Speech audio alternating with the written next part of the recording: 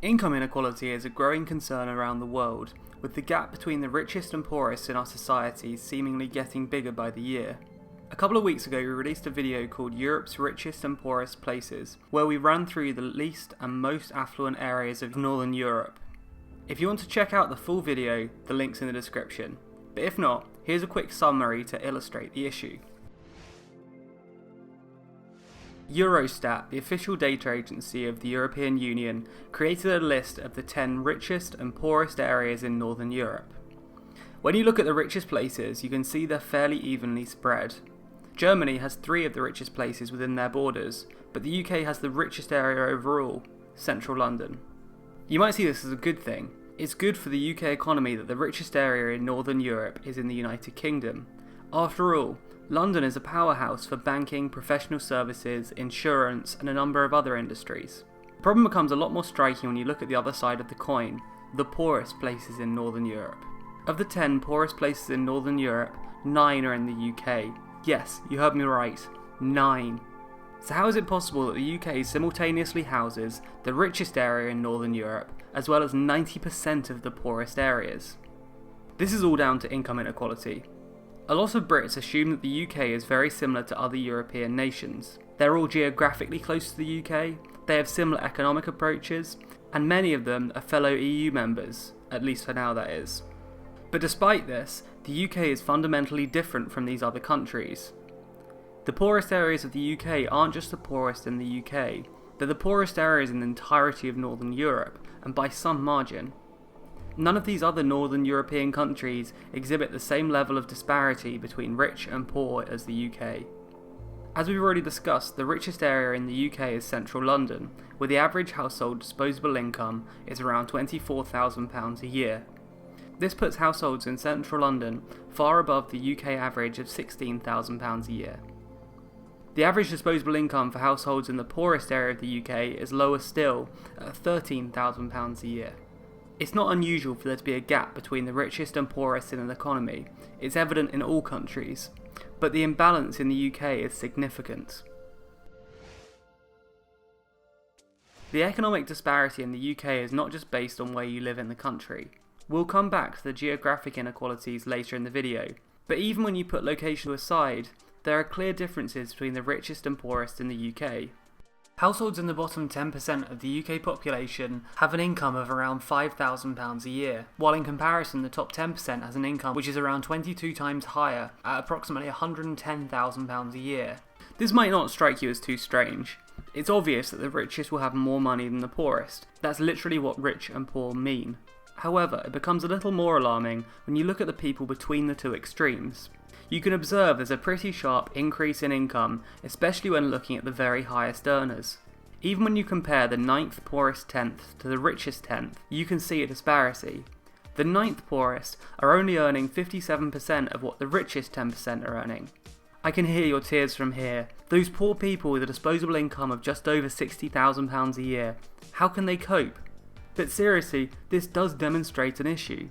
Even these objectively well-off people have significantly less disposable income than the richest 10%. And the deeper you look, the clearer the gap becomes. The top 10%'s income looks like pocket change when you compare it with the top 1% of earners, who have an average annual income of £253,927. Even this income appears small when you compare it to the top 0.1%'s income, which is £919,882 a year. With all these huge numbers, it's easy to lose perspective. When you bring back in the poorest 10% of British households, you can see how big this disparity is. You may say the top 0.1% are a very small group.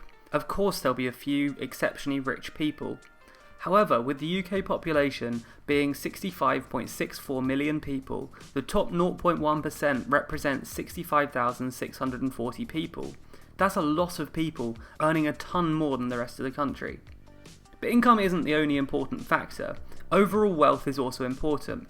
Income only measures the amount households earned within the last period, while wealth looks at all of the accumulated money and assets. This means that wealth takes into account things like property, physical assets, what people have in the bank, and what they have saved in their pension. So just how big is the wealth gap between the richest and poorest? Well, it's not a good sign for the distribution of wealth when the poorest 10% of British people have less than 0.5% of the total wealth. It's even worse news when the second poorest tenth also have less than 0.5% of the total wealth. So together, the poorest 20% of Brits represent this much of the total wealth in the UK. Things don't get much better when you include the bottom 50% of households. That's because the bottom 50% only account for 8.7% of the wealth in the UK.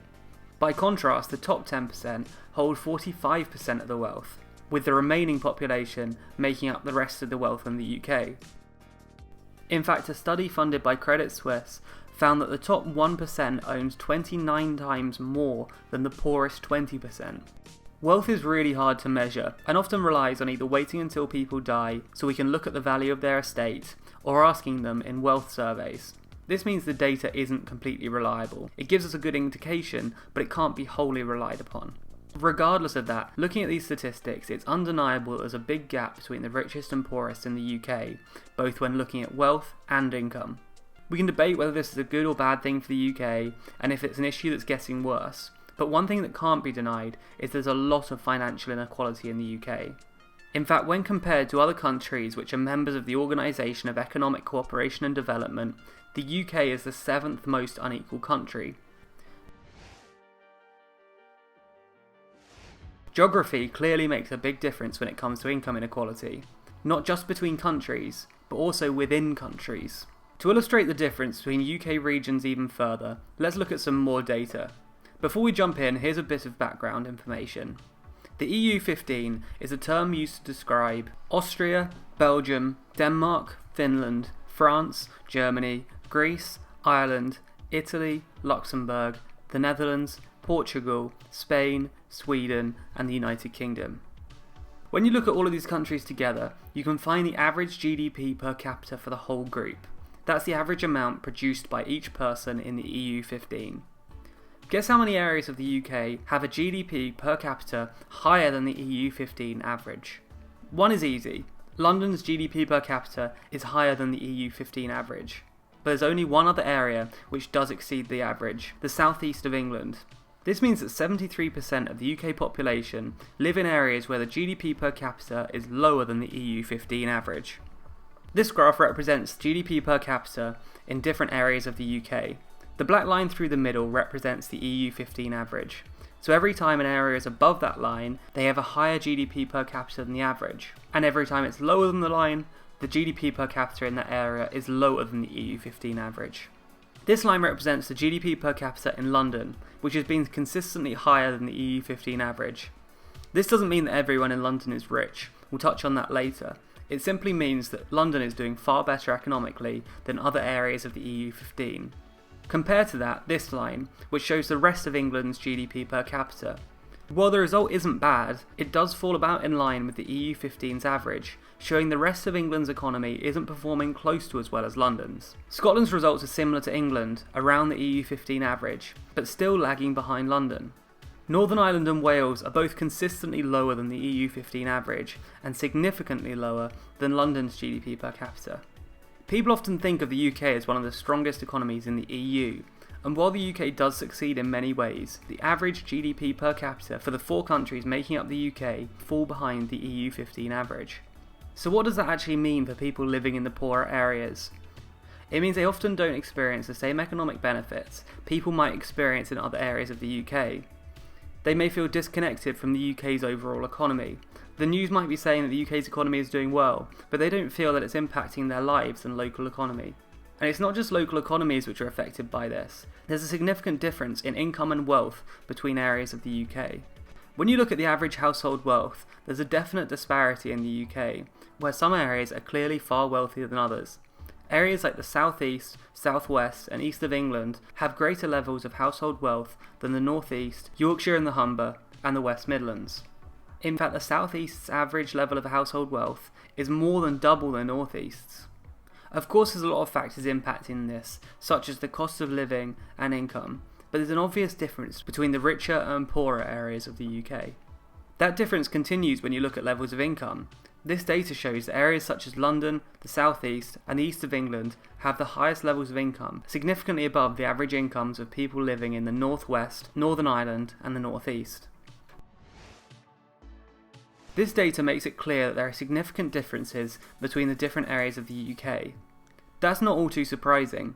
When looking back at the information on GDP, the UK economy's overall performance was helped by London dragging up the average, and if it wasn't for London, the UK's GDP would be lower.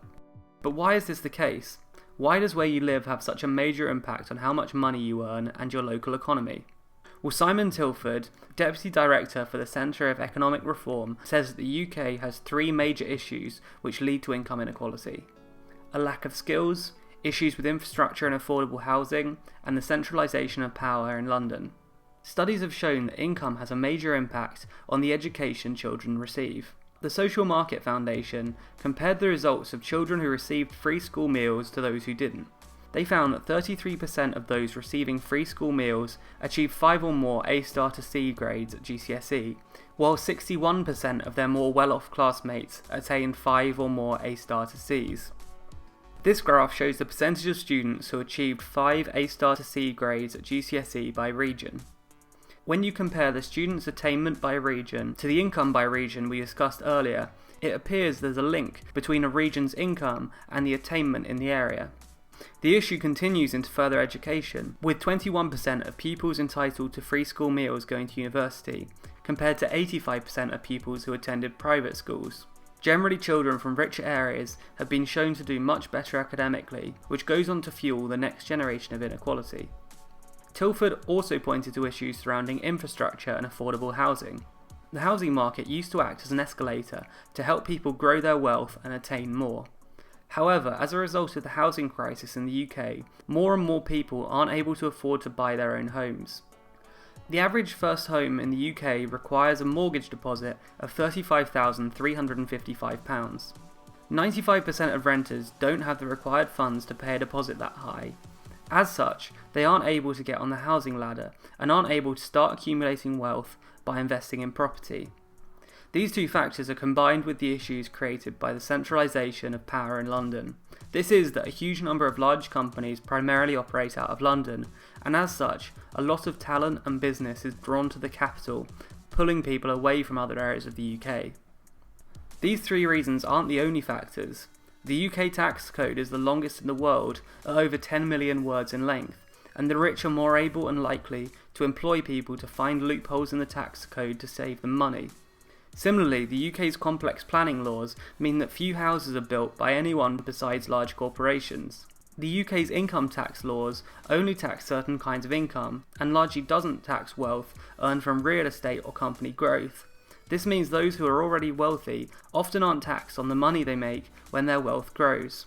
These are merely a small sample of reasons for why the poorest in our society struggle to increase their wealth, while it seems relatively easy for those at the top to get richer. Simon Tilford, who we discussed earlier, says Brexit risks aggravating most, if not all, of these problems. Britain's already startling regional imbalances are likely to worsen further, leaving much of the country's population in areas considerably poorer than the EU15 average. But are things actually getting worse? It's hard to argue that there's not a big gap between the rich and poor in the UK, but is this an issue that's just getting bigger, or are things actually getting better over time? That's a question we'll be dealing with in an upcoming video. To stay up to date with our videos and be notified when that video drops, make sure to subscribe to this channel.